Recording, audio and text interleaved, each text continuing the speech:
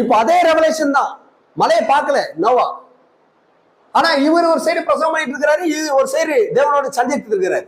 இங்க நோவா, இங்க ஏனோக்கு, ரெண்டு பேரும் ஒரே சம காலத்துலதான் வாழ்ந்துட்டு இருக்கிறாங்க.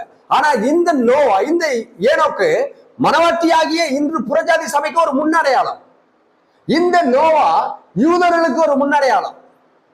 ஏன் இந்த இந்த இந்த ஏனோக்கு எடுத்துக்கொள்ளப்பட்ட உடனே இந்த நோவாவுடைய நாட்கள்ல, புரியுதுங்களா, ஒட்டுமொத்த உலகமும் ஜலத்தினாலே அழிக்கப்படுகிறது, நோ குடும்பமும் ஜலத்துல காக்கப்படுகிறது.